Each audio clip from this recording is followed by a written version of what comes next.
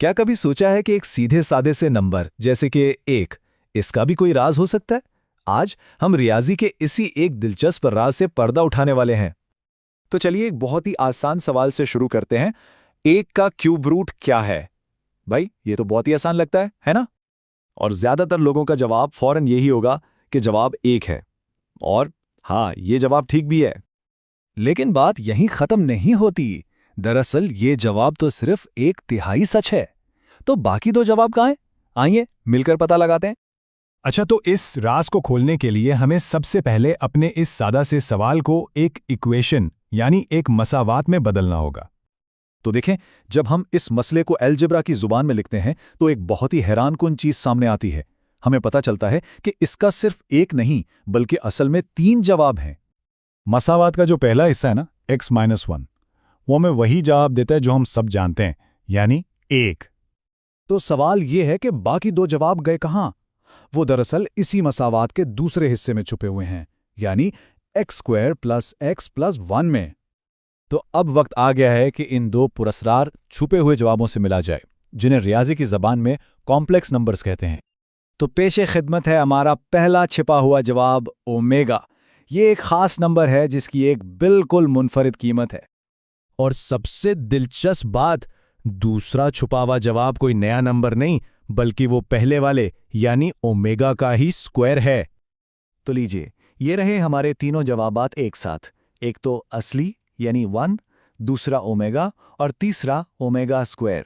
आखिरकार राज खुल ही गया। लेकिन ठहरिए, कहानी यहां खत्म नहीं होती। असल मजा तो अब शुरू होगा। ये तीनों जवाबात आपस में 2 बहुत ही सादा लेकिन बेहद ताकतवर असूलों से जुड़े हुए हैं। पहला उसूल, अगर इन तीनों जवाबात को जमा करें तो नतीजा हमेशा 0 आता है। और दूसरा उसूल, अगर इन तीनों को ज़र्ब दें तो जवाब हमेशा 1 आता है। अब ये जो ज़र्ब वाला उसूल है ना, ये हमें एक तरह की सुपर पावर देता है। इसकी मदद से हम ओमेगा की बड़ी से बड़ी ताकत को चुटकियों में हल कर सकते हैं। इसका मतलब ये हुआ कि ओमेगा की कोई भी पावर हो जो 3 से तकसीम होती हो, जैसे 18, 21 या 300, जवाब हमेशा 1 ही आएगा। है ना कमाल की बात? चलें, अब इन उसूलों को ज़रा काम पर लगाते हैं और देखते हैं कि ये एक बज़ाहिर बहुत ही मुश्किल नज़र आने वाले सवाल को कैसे बच्चों का खेल बना देते हैं। जरा इस सवाल पर नजर डालें। अगर इसे सीधे तरीके से हल करने बैठें तो शायद पूरा दिन लग जाए। लेकिन हम मेहनत नहीं, होशियारी से काम लेंगे। वो जो हमारा पहला उसूल था ना, जमा वाला, उसी को इस्तेमाल करके हम इस मसले को बहुत ही आसान बना सकते हैं। और अब आखिरी जादुई टच के लिए हम अपना दूसरा खुफिया उसूल इस्तेमाल करेंगे। और देखा, वो पूरी पेचीदा डरावनी सी इबारत सिकुड़कर सिर्फ 4 रह गई। तो इस सारी बात का आखिर मतलब क्या है? ये सिर्फ रियाजी के कुछ दिलचस्प करतब नहीं है, बल्कि इससे कहीं बढ़कर हैं। इससे सबसे बड़ा सबक ये मिलता है कि बाज़ औक़ात जो चीज़ें बज़ाहिर बहुत सादा नज़र आती हैं, उनमें भी गहराई छुपी होती है।